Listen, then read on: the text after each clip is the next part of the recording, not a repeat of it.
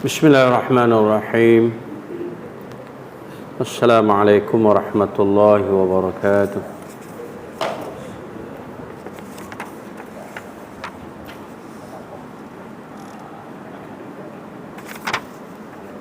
إن الحمد لله نحمده ونستعينه ونستغفره ونستهديه ونتوب إليه ونعوذ بالله من شرور أنفسنا ومن سيئات أعمالنا. من يهده الله فلا مضل له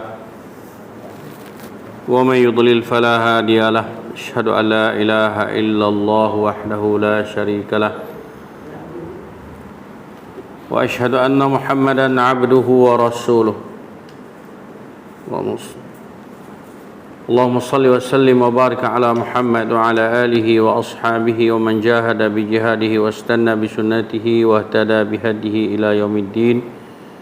يا أيها الذين آمنوا اتقوا الله وقولوا قولا سديدا يصلح لكم أعمالكم ويغفر لكم ذنوبكم ومن يطع الله ورسوله فقد فاز فوزا عظيما. أما بعد فإن أصدق الحديث كتاب الله وخير الهدي هدي محمد صلى الله عليه وسلم وشر الأمور محدثاتها وكل محدثة بدعة وكل بدعة ضلالة وكل ضلالة في النار.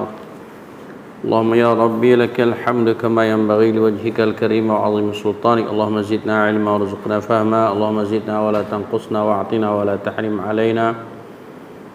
اللهم اهدنا بهديك وانصرنا بعونك يا أرحم الراحمين. اللهم اجعلنا من الذين يستمعون القول فيتبعون أحسنه. اللهم أرنا الحق حقا وارزقنا اتباعه وأرنا الباطل باطلا وارزقنا اجتنابه. صلى الله على محمد والحمد لله رب العالمين. وبعد. Muslimin dan muslimat azani Allah wa iyyakum. Semoga Allah Ta'ala beri kepada kita kekuatan, kesihatan yang sempurna agar kita dapat menyempurnakan tanggungjawab kita sebagai hamba Allah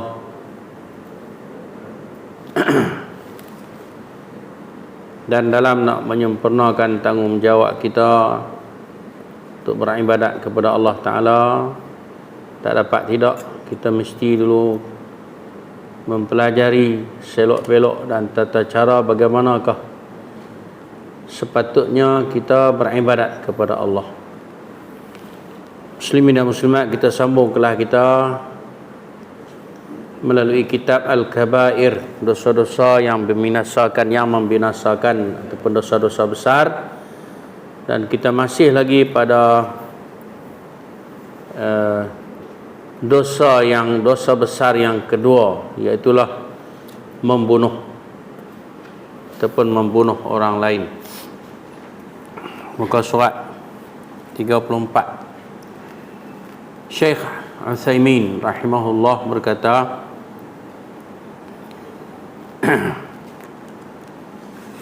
Syekh Utsaimin dalam kitab Syarh Riyadhus Shalihin, dia kata penulis rahimahullah, penulis kitab Riyadhus Shalihin, iaitulah Al-Imam An-Nawawi. Dia kata mengenai riwayat yang diambilnya dari Abdullah bin Umar radhiyallahu anhuma bahwa Rasulullah sallallahu alaihi wasallam bersabda, la yazalul mar'u fi fushatin min dinihi ma lam yusib daman harama. Seorang mukmin akan selalu dalam kelapangan dalam agamanya selama mana tidak menumpahkan darah yang diharamkan.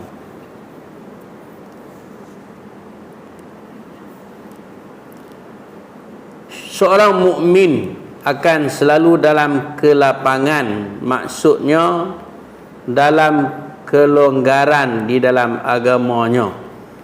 Maksudnya seorang mukmin itu akan sentiasa duduk selesa dalam agama dia, tak berasa sabut, tak berasa susah hati. Dia berasa lega jadi sebagai seorang mukmin. Dia berasa lega jadi sebagai seorang muslim, tak ada duk sabut apa. Selama tidak menumpahkan darah yang diharamkan, yakni selama mana dia tidak pernah membunuh seorang mukmin atau kafir zimmi. Tidak pernah membunuh seorang mukmin, tidak pernah membunuh seorang kafir zimmi, atau tidak pernah membunuh seorang kafir yang terikat di bawah naungan perjanjian, kafir muahad yang kita ambil dah minggu lepas. 4 jenis orang kafir kan.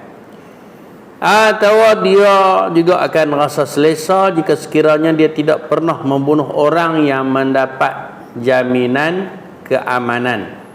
Al-kafir mu'amman, orang kafir yang ada perlindungan, ada keamanan.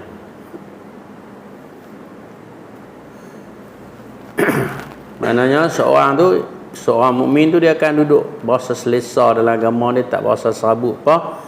Dia berasa yakin bahawa dia adalah seorang muslim yang hakiki, selagi mana dia tidak pernah pun mencederakan ataupun membunuh 4 jenis jiwa ni.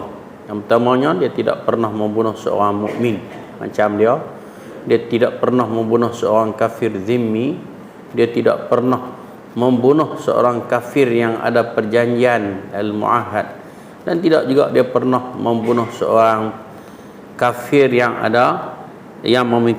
pernah meminta perlindungan, mu'amman. Sebab semuanya itu adalah darah-darah yang haram untuk ditumpahkan, yang terdiri dari 4 macam. Kita kena ingat ada 4 jenis manusia yang kita tak boleh usik, kita tak boleh bunuh. Kita tak boleh usik mereka, tak boleh bunuh. Pertamanya orang mukmin tu sendiri. Bahkan kita duk baca selalu hadis, kita qitaluhu kufrun, sibabul muslim fusuqun wa qitaluhu kufrun. Mencerca seseorang Islam itu adalah amalan fasik, dan membunuhnya adalah kafir. Itu orang mukmin. Yang keduanya, tidak boleh kita bunuh kafir zimmi selagi mana dia masih lagi dalam dia taat kepada perjanjian, taat kepada syarat-syarat menjadi seorang kafir zimmi. Begitu juga tidak boleh dibunuh kafir muahad, orang kafir yang ada apa? Ada perjanjian. Tidak juga boleh dibunuh orang kafir mu'amman, atau orang kafir yang memohon perlindungan. Dia ulang lagi, iaitu darah seorang muslim, darah seorang kafir zimmi, darah seorang yang terikat di bawah naungan perjanjian, dan yang keempat, darah seorang yang mendapat jaminan keamanan. Sedangkan yang paling berat dan paling besarnya adalah seorang mukmin, darah seorang mukmin. Sehingga hadis yang kita baca tadi ni, qitaluhu kufrun, membunuhnya adalah kafir. Kita sebelum ni pun dah dibawa datangkan kepada kita ayat Quran, dan bawah ni pun ada disebut dalam surah Nisa, man yaqtul mu'mina muta'ammidan fajazaohu jahannam. Adapun darahnya seorang kafir harbi yang lain daripada 4 tadi ni,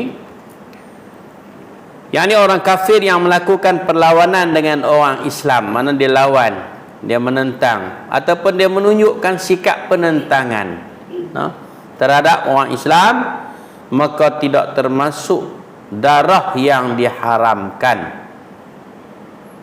Maksud dia guna? Maksud dia orang kafir harbi boleh dibunuh kalau dia menunjukkan penentangan.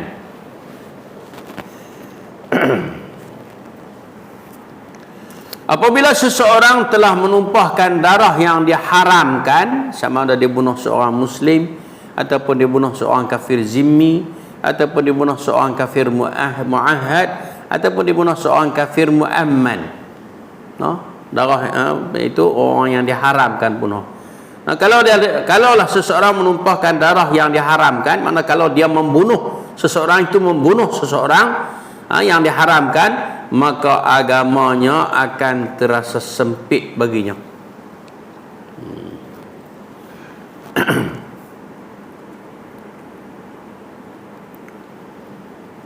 Mana dia akan berada dalam kerungsingan, dia jadi sabuk.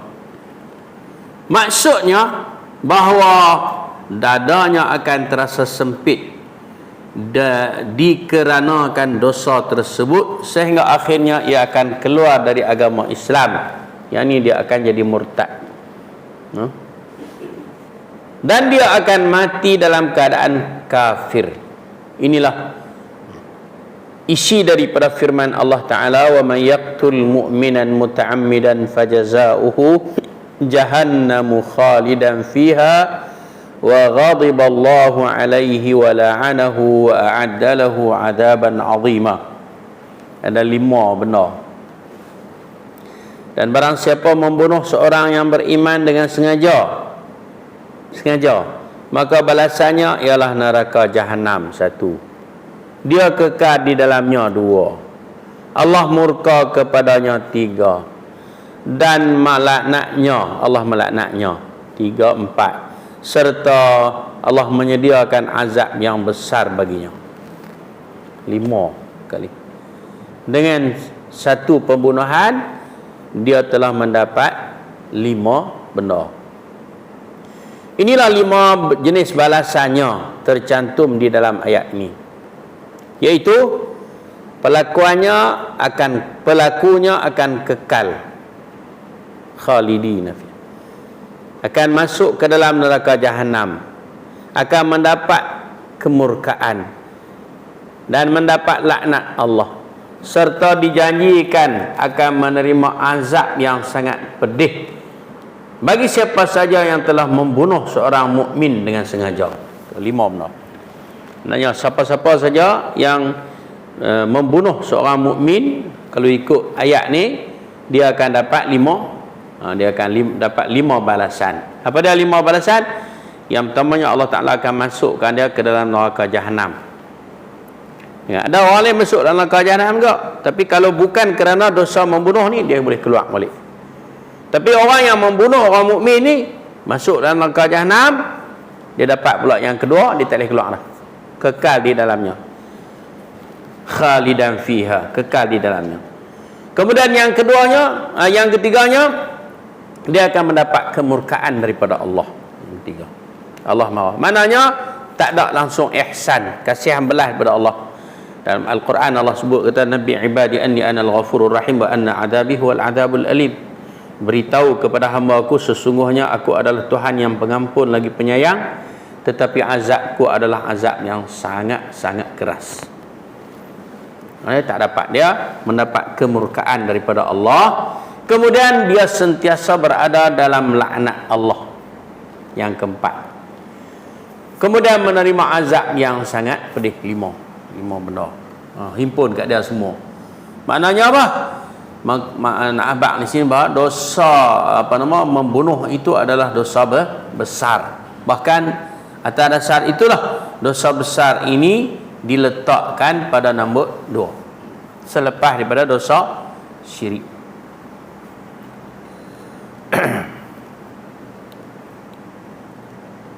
Bahkan dalam surah Al-Furqan pun Allah letak nombor 2.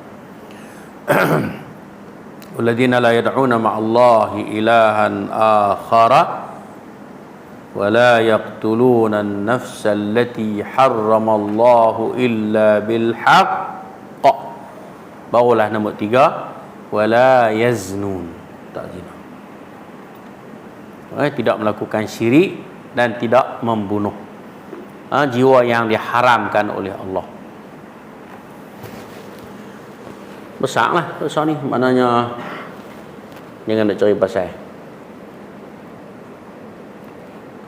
Orang mukmin. Sebab itulah kita kena faham elok konsep yang Nabi SAW sebut kata al-muslim man salimal muslimuna min lisanihi wa yadihi. Seorang Islam itu ialah seorang yang sejahtera lidah dia, tangan dia daripada seorang muslim yang lain. Itu baru jadi orang Islam. Dari manalah ni? Kutuk mengutuk tu sarapan pagi. Kan? Kutuk mengutuk, kata mengata, cerca mencerca, hina menghina tu sarapan pagi. Breakfast. Kan?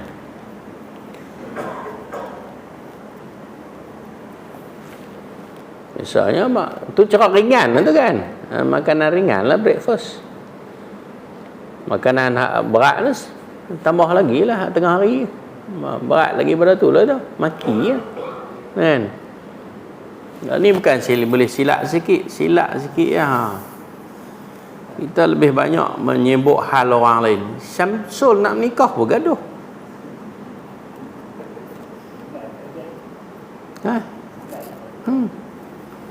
Kau tu teriak bergaduh. Astaghfirullahalazim. Macamlah rumah tangga kita tu kemas elok. Duduk kacau rumah tangga orang. Saya pun cakap lah dah tak payah. Kadang kita rasa tengok sangat tiak kan. Hidup menyebut hal orang. Kita pun tak kenal Syamsul sebab ni. Kenal lah. Oh, Syamsul nama dia. Kan? Dulu biasalah dengar kan buat iklan motor tu. Kan? Oh, hak tu Syamsul tu lah kan? Hak buat motor, hak iklan motor tu Syamsul tu lah kan? Mak Gila tak tahu. Mak Gila mati dah. Syamsul tu lah. Okey, tak apa. Kita kadang-kadang kita kurang memahami betul-betul apa yang Nabi SAW sebut dalam hadis kan. Berat bila Nabi SAW sebut kata sibabul muslim. Saya dah ulang tiap-tiap kali kuliah tajuk ni saya dah ulang tu. Sibabul muslim fusuqun, sehingga orang masjid Mentayak ni ingat dah tadi tu. Sibabul muslim fusuqun, mencerca, menghina, melekehkan orang mukmin itu adalah fasik, kerja fasik. Terang mana fasik? Tengoklah Quran kita dah baca bagi-bagi Jumaat. Ammal ladzina fasaqu fama'wahumun nar. Tahu tu mana? Nak erti tak erti, fasik ni macam nak didengar ya? Bukan. Fasik ni tak enak. Benar tak elok.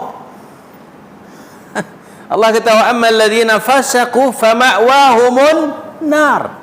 Orang fasik itu tempat tidur, tempat tinggal dia ialah neraka. Orang fasik. Orang fasik mana tu? Hak Nabi sebut tu sana. Orang yang mencerca, menghina, mengherdik, mengeji, mengata kepada orang Muslim.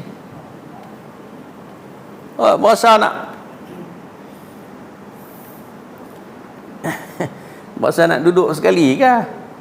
Kan? Fama'wahumun nar. Tak apa lagi. Kemudian Allah kata lagi, kullama aradu an yakhruju minha u'idu fiha. Setiap kali nak khabat keluar daripada neraka tu, kan? U'idu fiha. Dikembalikan balik. Hang ragah terang mana? Tak lepas. Wa qila lahum zuqu 'adaban nar alladhi kuntum bihi tukadzibun. Lalu malaikat kata, rasa meh. Hak yang duk dusta dulu, hak hang tak percaya orang habaq dulu ni. Rasa meh. Tak percaya sangat. Wala nuziqannahum minal adzabil adna dunal adzabil akbar la'allahum yarji'un. La'alla juga Allah kata, kami akan rasakan kepada mereka azab yang ringan, kemudian azab yang berat, Kok lah mereka boleh patah balik pun tak boleh patah balik dah. Saya Allah nak perli main. Kok lah mereka puasa ni. Ada di kalangan mufassirin kata maksud la'allahum yarji'un, kok lah mereka nak bertobat bila mereka dengar balasan sebutan macam ni, kok puasa nak berhenti dah. Dak lah ni pakai duk insaf belaka lah, pakai keluar daripada bendui masjid lagi bismillah bedak dah. Nak mengumpat ke orang gaduh bismillah apa? keluar daripada tu perak selalu. Mana? Tak mari dia tu. Teruk sungguh. Dia dah tu. Kan? Allahu akbar. Okay. Kalau kita faham betul-betul hadis Nabi, amaran Nabi, kita takutlah amallah dunia ni. Allahu akbar.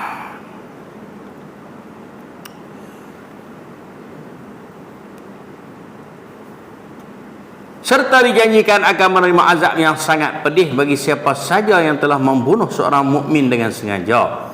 Kerana apabila telah membunuh seorang mukmin berarti ia telah menumpahkan darah yang diharamkan. Ya Allah Ta'ala sebut wawal lagi, malaikat komplain kan, taj'alu fiha man yufsidu fiha wa yasfikud dima, mana menumpahkan darah, bunuh kan. Kemudian agamanya akan terasa sempit dan dadanya pun akan terasa sempit sehingga ia akan dicap murtad dari agamanya. Kemudian dia akan menjadi penduduk neraka dan akan kekal di dalamnya, wal ayazabillah. Lepas ni silap-silap nak bunuh nyamuk pun cermat apa. Itulah realiti je kita ni seseorang lah yang dia sewenang-wenang membunuh ni, dia seolah-olah merasa dia tidak menghargai, tak faham roh nyawa itu adalah milik siapa? Milik Allah. Allah yang nyawakan satu-satu makhluk tu. Pasal apa yang hang pandai-pandai pinak nak bunuh. Sehingga dalam hadis Nabi kita, wa idza qataltum fa ahsinul qitlah, kalau hampa nak bunuhlah bagi elok. Bunuh bagi elok. Kalau nak bunuh lah yang dibolehkan kita bunuh. Macam lembu kan, kita nak ambil daging dia, tak boleh pakai hirih ambil dia. Aku padan kot, sekali hirih pernah tu nak makan 3 orang ya, lembu besar, tu sembelih banyak, pernah hirih itu ni kan, tempek plaster hak luka tu kan, tak boleh ni kan. Kemudian suruh bunuh bagi elok, suruh sembelih bagi elok. Kemudian wal yurih zabihatahu, tak boleh kita duk menyeksa sembelihan tu, tak boleh. Wal yuhid ahadukum syafratahu, sembelihan pisau tu kena bagi tajam elok, tajam elok. Ni kelalu tu bergeli tak makan.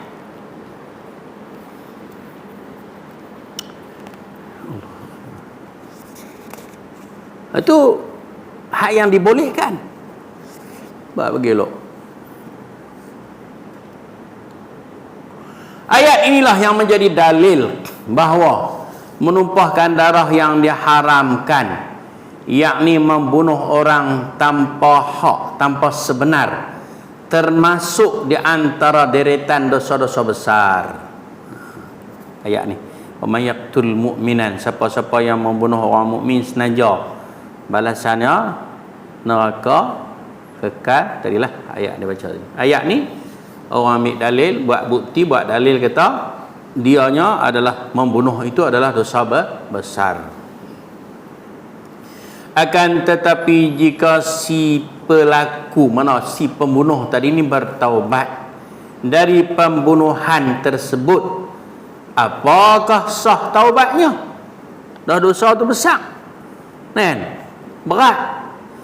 Kebanyakan, mayoritas mana kebanyakan, jumhur lah para ulama mengatakan bahawa hukum taubatnya sah menurut keumuman firman Allah Ta'ala dalam surah Al-Furqan. Tadi kita baca sekerat. Lepas pada tu Allah kata illa man taba wa amana wa amila amalan salihan fa ulaika yubadilullahu sayyiatihim hasanat. Ayat 68 70 kita baca tadi, walladzina la yashhaduna walladzina la yad'una ma'allahi ilahan akhar wa la yaqtuluna an-nafsa allati harrama Allahu illa bil haqqi wa la yaznun, ya. Dan orang-orang yang tidak mempersekutukan Allah dengan sembahan lain dan tidak membunuh orang yang diharamkan. Kalau kita rajin ambil pen garis bawah tu, hak ni yang kita nak. Dan tidak membunuh orang yang diharamkan Allah. Tu di situ. Kecuali dengan alasan yang benar. Ada hadis kata la yahillu dami mri'in yashhadu an la ilaha illallah illa bi ahdai thalath. Seseorang tidak haram darah seseorang mukmin yang mengucap la ilaha illallah kecuali salah satu daripada 3. Ini illa bil haq.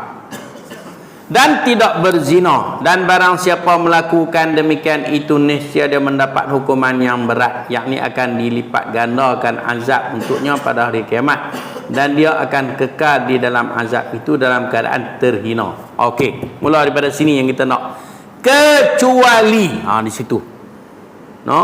Orang yang melakukan syirik, orang yang bunuh, orang yang berzina, balasan di neraka, hukum berat lah ni, kecuali orang-orang yang bertobat dan beriman dan mengerjakan kebajikan.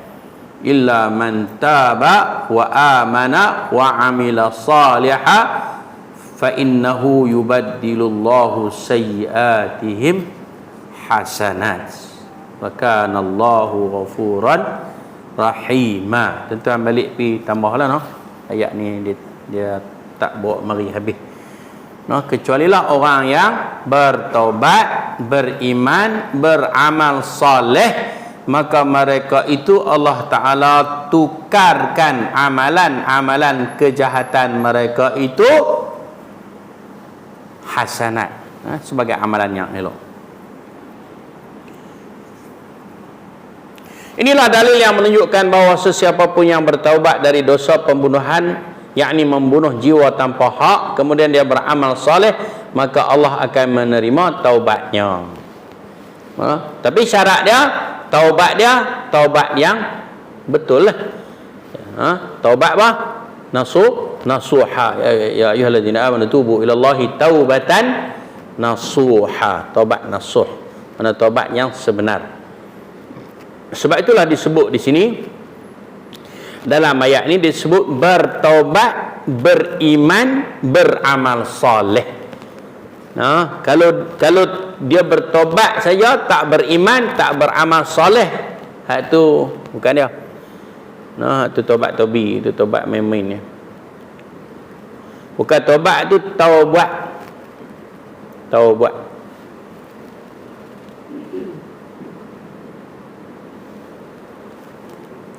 Allah Subhanahu wa ta'ala berfirman dalam ayat yang lain juga sebagai dalil, kata orang yang buat salah, buat dosa besar, masih lagi ada ruang dia untuk diampunkan dosa dia, iaitulah firman Allah, qul ya ibadiyalladzina asrafu ala anfusihim la taqnatu min rahmatillah.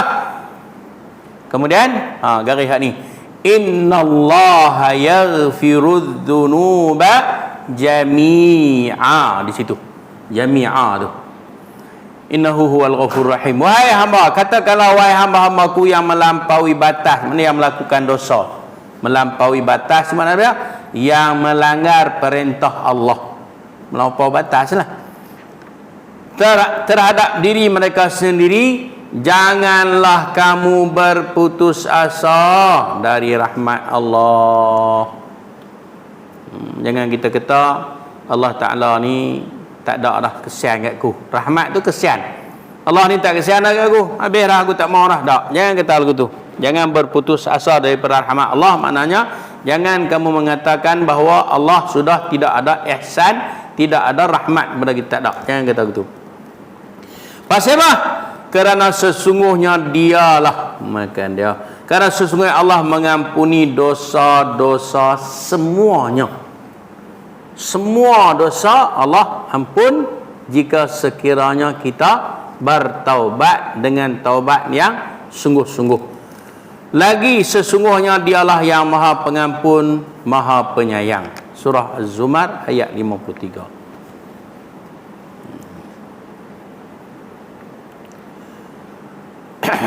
Kan ada satu hadis yang telah diriwayatkan oleh Imam Bukhari yang rasanya semua kita pernah dengar.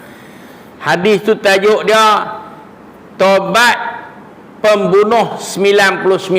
Kan? Semua rasanya semua pekat bisa dengar lega hadis. Hadis tu sahih, hadis riwayat oleh Imam Bukhari.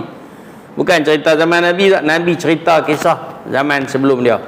Ni kan, orang tu dia bunuh 99, ditanya orang, boleh tak Allah Taala nak terima nak taubat aku? Kau tu kata tak, ditembak satu lagi.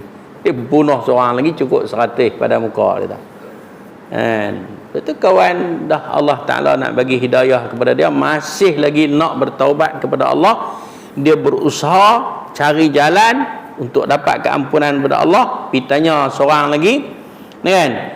Tanya seorang lagi, orang ni dia cerdik lah, kan? Pasal dia tanya, kata aku ni bunuh 99. Tanya orang, tanya seorang tu, dia kata tak boleh, Allah Ta'ala tak ampun dosa. Bila dia kata Tuhan tak ampun dosa, aku bunuh dia.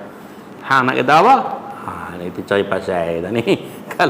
Kalau aku kata Tuhan tak ampun kelinganku jadi 101 pula kan. Dia kata boleh, syarat dia hang kena berhijrah lah. Kena berhijrah, pindah ke tempat yang baik, tinggalkan tempat yang tidak baik. Akhir sekali dia mati sebelum sampai ke sempadan tempat baik. Turunlah malaikat, dah ni kan, turunlah malaikat pakat duk berebut. Kau ni nak tarik pi ke tempat yang baik, apa nama, inilah malaikat yang duk kumpul nyawa orang baik-baik. Hak ni pula dia kata tak boleh, dia ni jahat bunuh orang, aku nak tarik masuk kumpulan orang yang jahat-jahat. Turun pula malaikat seorang lagi, Allah Ta'ala hantar suruh jadi pengadil, kan? Talah hampir ukok lah ni, hampir ukok lah ni, dia tarik pergi belah hak baik, dekat balik hak baik, maka ditakdirkan dia tu ahli syurga lah. Nak abang apa? Keikhlasan dia itulah yang menyebabkan mendapat rahmat daripada Allah. Kita pun macam tu juga. Kita kalau kita betul-betul ikhlas dengan Allah Ta'ala, Allah akan dorong kita. Kan? Kita tak sorok kalut lah. Kan? Tak sorok kalut, aku ni mati nanti lagu mana lah. Orang nak boh kubur lagu mana. Kita mati duk kira apa? Kita mati dah. Orang nak bawa naik Grab ke, nak bawa naik teksi ke, nak bawa naik lori ke, orang nak sorong dengan tonggalek, ikut mereka. Kalau mereka buat tak elok, mereka berdosa. Kita mati dah. Yang pastinya jaga biak bagi kita mati dalam keadaan elok. Itu ya. Dok kalau kata aku nanti dia mati, aku mati dia buat lagu mana lah, bubuh lalong bah tak tahu lah betul. Kan jiran-jiran kau ni tak dak bagus-bagus ni. Kok lagi kita duk fikir tak sadar kalau tu. Allah akan takdirkan yang terbaik. Kan? Kita duk kata kita mati di mata ayak ni. Rupa-rupanya mati di dalam Masjidil Haram. Nak kata apa? Kan? Padahal kita duit sekupang tak ada nak pergi Mekah. Kalau Allah nak takdirkan kita pergi, tak ada siapa dia boleh larang. Tak boleh. Cuma biar betul kita dengan Allah. Betul kita dengan Allah. Allahu Akbar.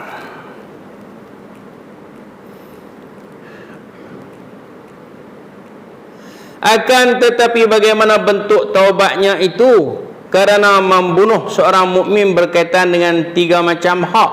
Pertama adalah hak Allah, kedua adalah hak yang terbunuh, dan yang ketiga adalah hak wali si korban. Mana dosa ni melibatkan banyak pihak. Yang pertamanya dosa dengan Allah, yang keduanya dosa dengan orang yang directly kita berdosa dengan dia, kita bunuh dia, dan yang ketiganya bila dia tak ada, dia ada waris dia, dosa dengan waris dia pula.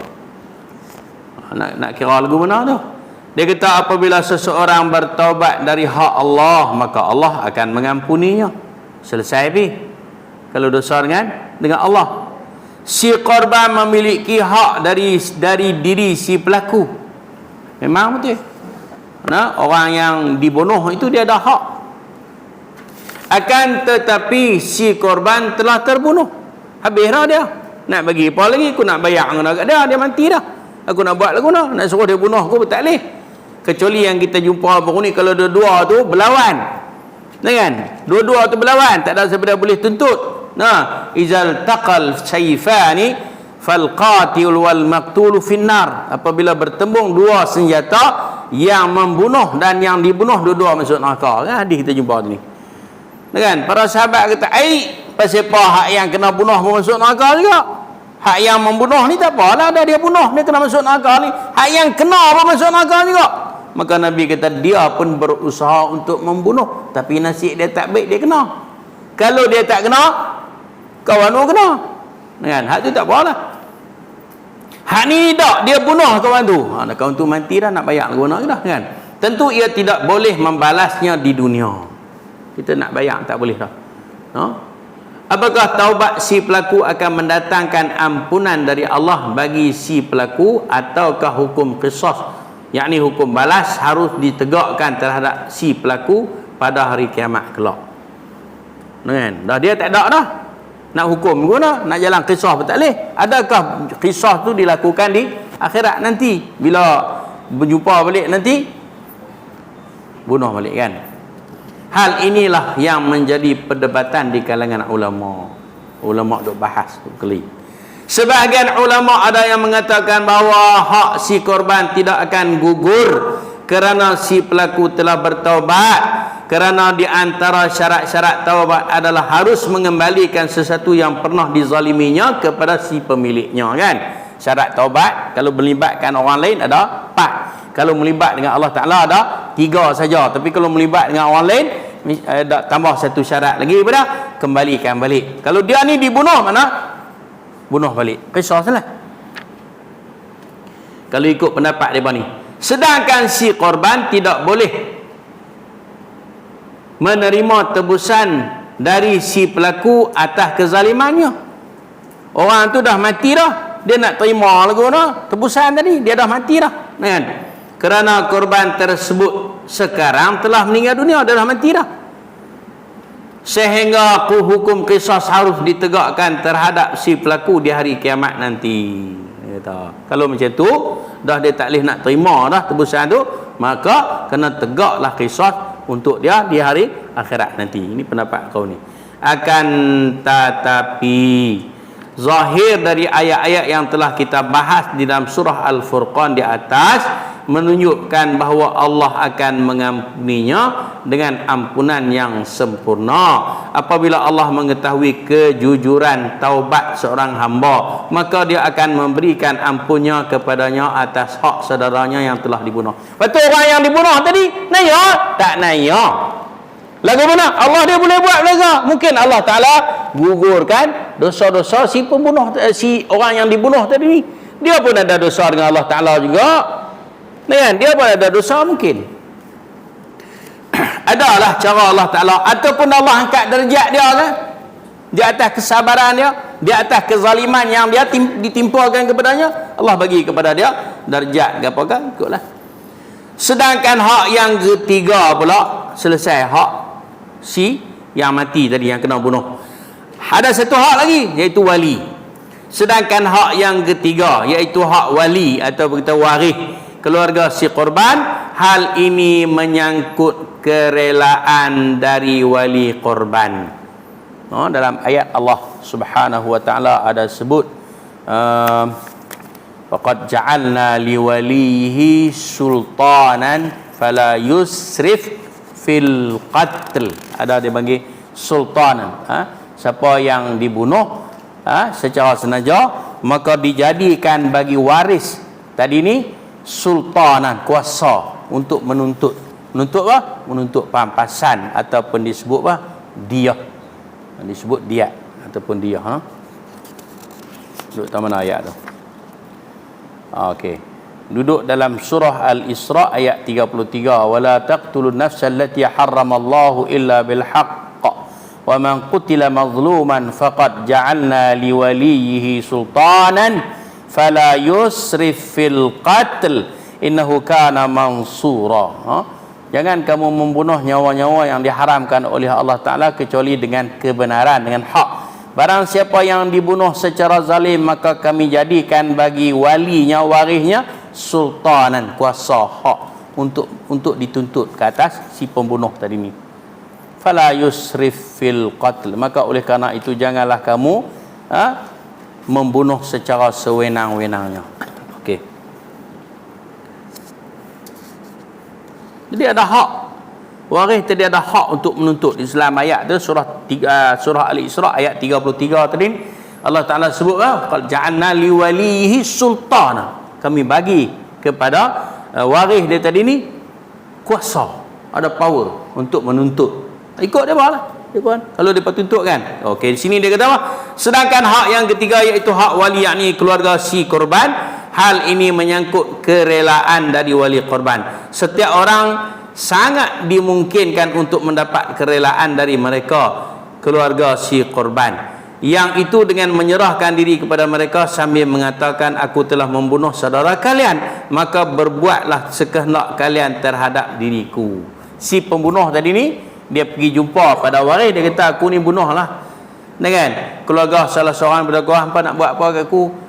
Hampa nak hukum apa kat aku? Lebih kurang macam tu kan. Hampa nak jatuh hukum apa? Hampa nak tuntut apa? Maka pada saat itu mereka, keluarga si korban, bebas memilih 4 perkara. Tanda elok. Lagi dia jadi stagin tu payah. Yang pertama, memaafkannya. Begitu saja yang pertama. Maafkan dia. Bila maaf kan, tak ada apa kan? Tapi dalam ayat Al-Quran ada disebut kalau dimaafkan kena bayar pada, bagilah kat dia pampasan. Ada dalam Quran disebut kan. Yang pertama, maafkan dia. Kalau dia nak maaf tak minta apa, tak apa. Tapi orang berbudi janganlah kita hanya merasa.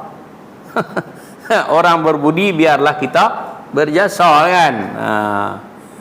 Membunuhnya sebagai bentuk qisas. Yang kedua, tadi maafkan, maaf terus. Tak apalah, nak buat gimana, ajal dia kan. Nah, kita berkat doalah kebaikan untuk dia. Kami maafkan, kami tak mau tuntut apa.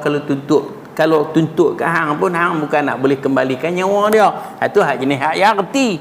Ada hati-hati Melayu tak payah. Tak boleh buat apa. Kan? Tak boleh buat apa.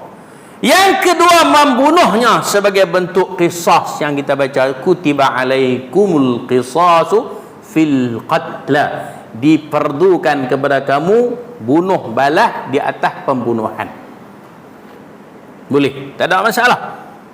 Tu yang disebut dalam surah Al-Isra ayat 33. Maksud sultan tadi ni, 3 ni lah. Maksud kuasa, power yang ada pada waris tadi ni.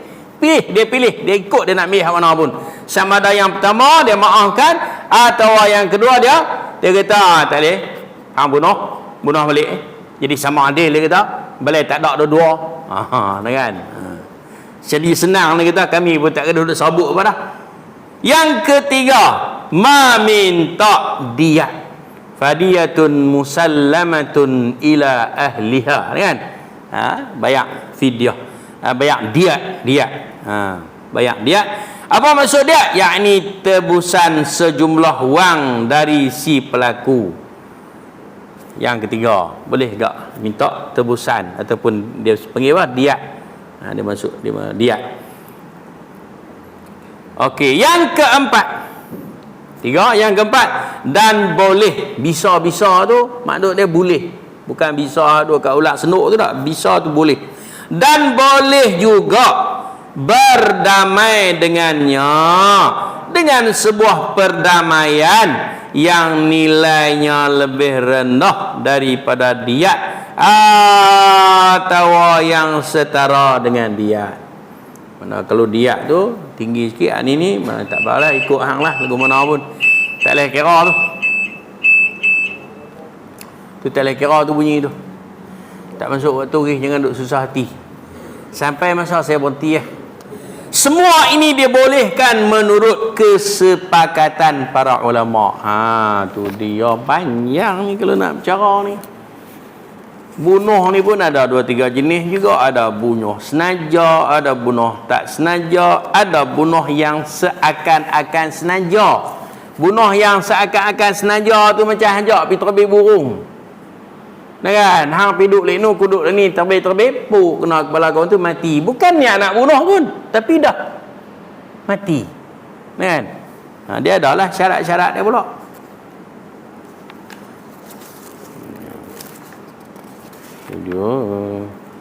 Ada juga di kalangan ulama telah menetapkan diat tadi ni. Di antaranya apa dah? Dia kata kadar diat, bayak diat dari pampasan tadi ni, kan? 100 ekor unta. Pelamai dai haboi. Nak pergi cari tang mana? 100 ekor unta. Harga sekor apa je gini? Apa? Kambing sekok nak buat korban pun ragah. Wah, aku ni nak buat kambing korban kambing sekok pun ni unta. Bukan sekor. 100. Terus cari pasal. Kalau tak buat, hang mampus di akhirat nanti.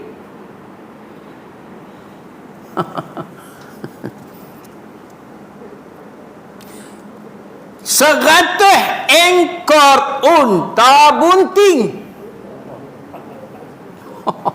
Cengih. Ni, hamba Allah ni. Mengikut peringkat umur tertentu. Kalau ikut susunan dia macam ni, dia kata. 30 ekor unta berusia 3 tahun. 30 ekor unta berusia 4 tahun dan 40 ekor unta berusia 5 tahun yang bunting. Ini arai kaboi. Berjuta-juta. Ataupun ada di kalangan mereka yang ulama juga yang mengatakan bahawa dia bagi sama banyak. Dia kata 33 ekor unta berusia 3 tahun, 33 ekor unta berusia 4 tahun, 34 ekor unta yang bunting. Sekok pun nak kena gadai habis pokok harum manis yang sedang berbunga tu. Tak ada. Dan diat tersebut hendaklah ditanggung sepenuhnya dari harta penjenayah pembunuh tu dan perlu dilunaskan segera. Ia dilaksanakan segera bagi mengangkat kesucian nyawa seseorang yang menjadi mangsa korban jenayah sekaligus mengubat kesedihan waris mangsa yang kehilangan saudaranya. Atas dasar itulah kita tengok Muawiyah begitu bersungguh-sungguh menuntut darah siapa dia? Osman bin Affan. Dan Ali pun memang nak melaksanakannya, tetapi la haula wala quwwata illa billah. Panjang tak balik dah kita malam ni. Tak tapi. Zaman mana cerita bab dia ni macam-macam lah pandangan di kalangan ulama. Macam-macam. Kalau bagi pun tak nak baca ni, tak nak baca dia kita satu jenis benar, kita allergic pada angka. Ada setengah orang dia allergic pada angka, dia tengok angka tu tak aku pening. Tak pi. Okey. Mana je mak, kita nak kena publish kita ni. Mana ni? Tajuk ni publish kan? Tak ada habis. Tak ada habis. Mak tu ada program lain pula tu. Habis cukup lagi. 40 840 oh 43 ke dah. Kita baru 843 masuk waktu 840 kan. Tak lagi lah. Tak mana tadi? Okey. Sedangkan apabila hak keluarga wali korban tidak bisa ditebus, wallahu a'lam. Aqulu qawli hadza wa astaghfirullahal azim li wa lakum Wa sallallahu ala Muhammad walhamdulillahi rabbil alamin. Subhanakallahumma wa bihamdika asyhadu an la ilaha illa anta astaghfiruka wa atubu ilaik. Wassalamualaikum warahmatullahi wabarakatuh.